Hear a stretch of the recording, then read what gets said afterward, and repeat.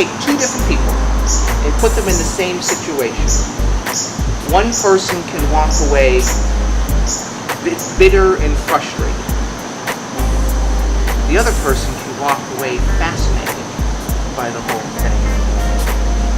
It comes down to what is the perspective that we're approaching life with? What lens are we using to focus on things? It starts with acceptance. From acceptance, we could either go up or it can drag us down. And acceptance is important because we often take responsibility for things that we have no control over. And it's like the idea, if we want to try and control the weather, we're going to be frustrated every time. We cannot control the weather. If we want to, we can either work with gravity or we can work against gravity. But if we were to jump off this deck, we would get hurt every time. We can work with gravity, maybe get an airplane, right? But it's the idea of acceptance. Scientists have estimated, researchers have estimated that happiness comes down to three things. There's our biology, there's our DNA, there's our circumstances, and then there's our choices or our attitude or our mindset. And it's thought that the DNA, our biology, accounts for 50%. So 50% is just a gamble, however you came out. That's sort of the baseline. We can either go up from there or down from there. 10% is our circumstances. So if we have just random good circumstances, it's a positive experience. If we have negative experiences, it goes down a little bit, but it starts at that 50%, it goes up or down. Now, of course, we could control some of our circumstances. We can set ourselves up to have positive experiences. We can also set us up for bad experiences too, but some experiences, again, are out of our controls. We can't control other people, their actions, we can't control their emotions, how they interact with us, we can't control their words. But the other 40%, of happiness, scientists estimate, is our personal choices. It's the mindfulness that we choose to go into things, it's our attitudes, it's our mindset, it's the words that we use. Though that's our own choice, and that could really be a tipping point. That could really be a game changer for our happiness. Even if the other 60% isn't going in our favor, we can really, that could be the tipping point between frustration and fascination. And I say frustration and fascination because from acceptance, if we're not engaged, if we're not curious, if we're not trying to be proactive, then that brings us down to frustration. It even can bring us down to like a confusion, like why is life this way? But it's more of like focusing on the negative. Whereas a curiosity is about how can I improve this? That brings us into fascination. So those 5 levels, again, it starts with acceptance. We just accept that we can't control everything, but we take responsibility for what we can. From there it goes to fascination. It's a positive curiosity. From there we become inspired, which is when we seek out empowerment, which is when we read books. It's when we talk to friends. It's when we take classes. It's when we seek mentors. So we become empowered in some way. From there we become motivated. That's when we take action. It's when we jump into action. It's not just, knowledge is not power. Knowledge is potential power, but it's what we do with what we know. So that's motivation, when we actually take action. From there, that's when we get to the word. It's affirmation. We become affirmed. Now, affirmations could be positive or negative, because affirmation, we could also, if we surround ourselves with the wrong people who are negative, they can affirm our negative anxieties and frustrations. But this is the positive form of affirmation, which leads ultimately to the highest form of happiness, which is what I call joy. But it does come down to a perspective. I had an experience, it didn't happen to me, but I met someone, and the experience of meeting this person really changed my views on things. This was 11 years ago. I was performing magic at a restaurant, La Notte Restaurant in East Windsor, Connecticut. My job was to go table to table performing magic tricks for people as they waited for their food to arrive. What was great is that it kept them engaged. Again, going to the engaged, empowered, encouraged. It kept them engaged instead of wondering why their food wasn't out yet.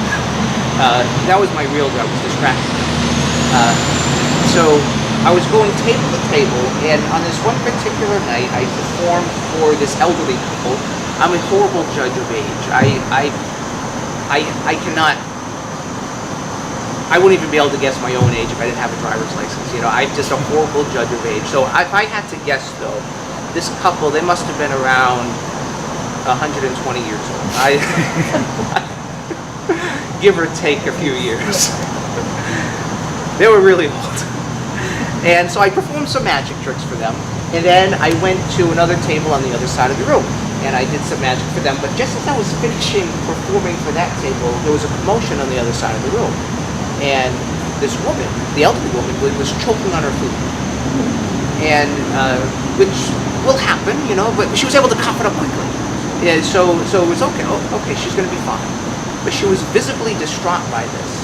So much more than just a simple, I didn't chew enough and now it's coughed up, I'm fine now. But she was very distraught. So I see my job, again, as distracting people from negative experiences, trying to make them have a positive experience. So I went back to their table to distract them. Now I didn't perform any magic tricks for them anymore, but the woman shared with me her story. And this story is really one that really opened my eyes to seeing that 10% of circumstances that can account for happiness or sadness or positivity, negativity, how that 10%, if you look at it in the right way, could always be a positive thing. This is what happened. It was just a few weeks earlier. This couple was sitting in the same restaurant, sitting at the same table, and she also choked on her food. So I stopped her right there and I said, you might want to sit at a different table. Thinking the table had something to do with it. She didn't think it was funny. But she ignored my absurd joke and continued. She said that on this day she couldn't cough up her food.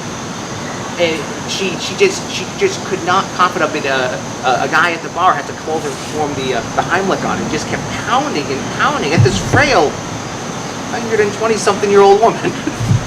Just pounding it. Her husband told me that at one point her face lost all. It was like almost turning gray. It was she could not breathe. And then perhaps before it would have been too late. Finally, she was able to cough it up and breathe. Now, of course, it was taking so long, but by this point the paramedics had been called. And when they arrived, even though she was breathing fine, after hearing how long this guy had to pound it, they thought maybe he broke some of her ribs or something. So they brought her to the hospital as a precaution. When they got to the hospital, the doctors didn't find any broken ribs. But what they did find was an aneurysm that was about to burst. I mean, this was someone's mother, someone's great grandmother, great grandmother. She had gone her entire life and had this horrible experience, this near-death experience. Had that not happened, she surely soon would have died. And yet there could be a young woman no more than 26 years old, and then it could just be their turn. It's this perspective. How are we looking at this? Now, it can be said that there's nothing good about sadness and chaos and despair and all these terrible circumstances, but just as choking on a piece of food can have a profound, greater meaning for our lives, perhaps things like chaos and sadness and tragedy, perhaps those too can have a greater meaning so long as we don't let it get the best of us. It was Napoleon. I think it was Napoleon Hill who he said that sometimes the worst things that can happen to us could be the best thing for us, so long as we don't let it get the best of us. Now, this positive mental attitude approach is certainly easier said than done. I'm I'm not convinced that woman perhaps even saw the positive side of that at first. You know, she just was focusing on trying to survive. She had just gone through this terrible experience. But after reflection, it's often said that experience is the best teacher. But just as they say that knowledge is power, it's really knowledge is potential power. It's what we do with it. And also experience is not necessarily the best teacher, but it's reflective experience. So we can experience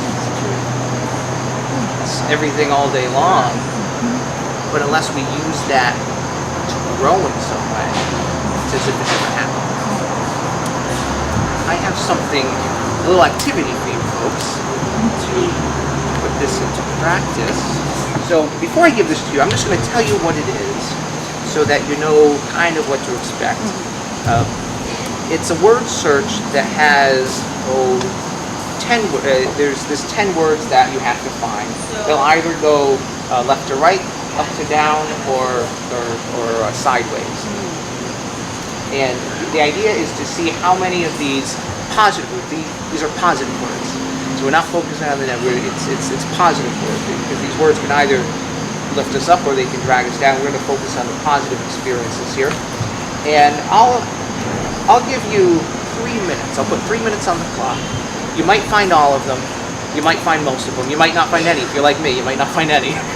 When you see how many you can find in a 3-minute time. Can you have a pen? Yeah. All right.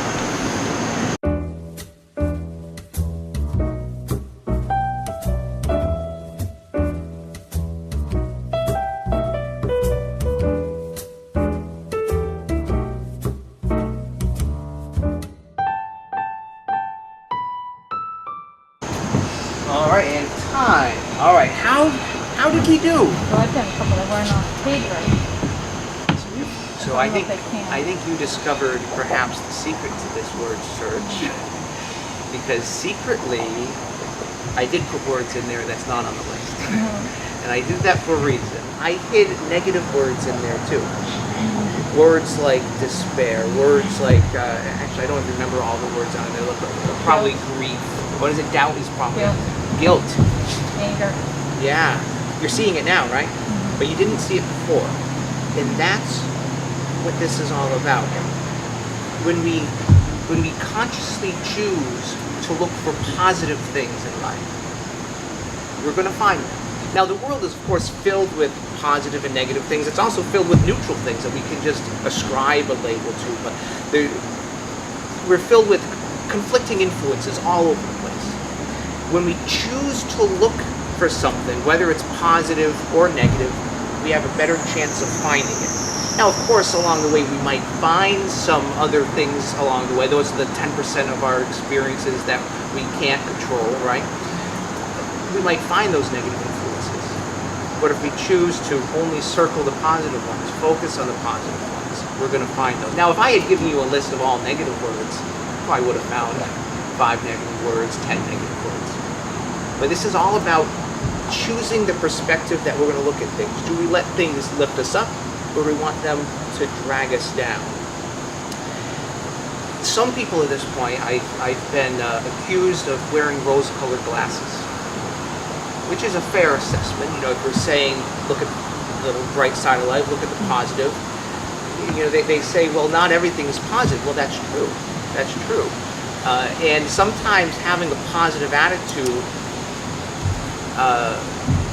could be misguided if we're not careful.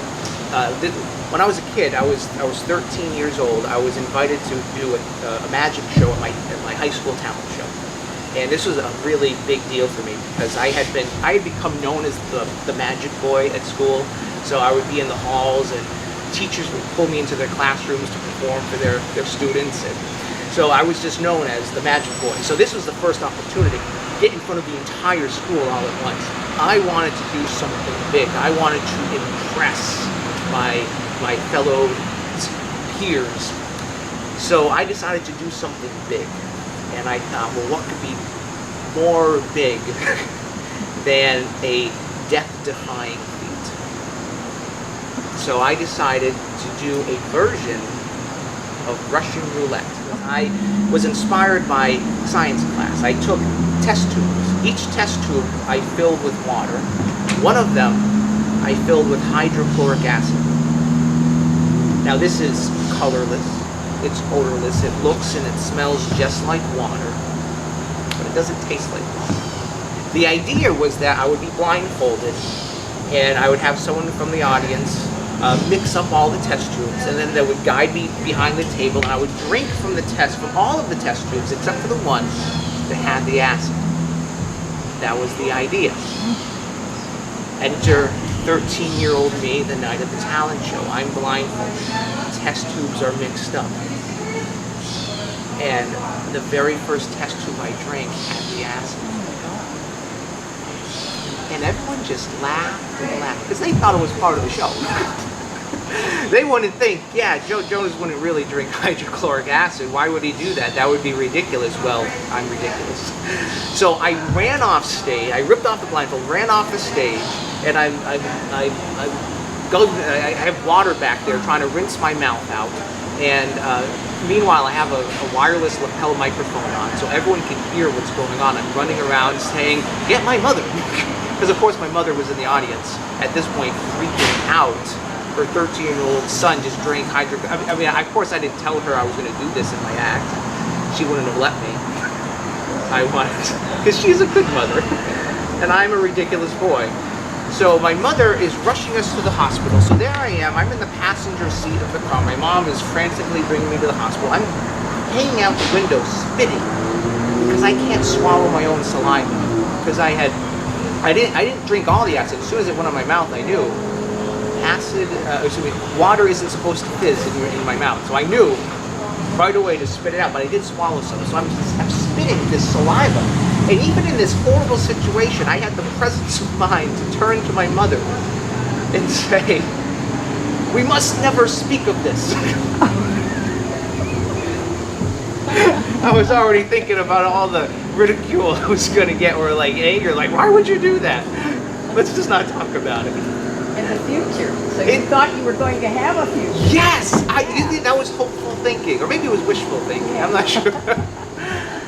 Hopeful thinking wouldn't have done that. Right. Wishful thinking, though. So at the hospital, I end up being put on a feeding tube.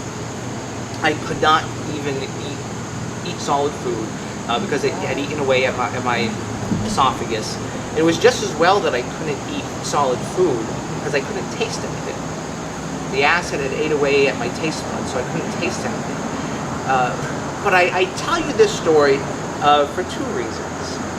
The first reason is that even in this horrible situation, I was able to learn something. Reflective experience. Remember, experience, not the best teacher. A reflective experience. What can I learn from this? Even if it's a negative experience, how can I walk away better?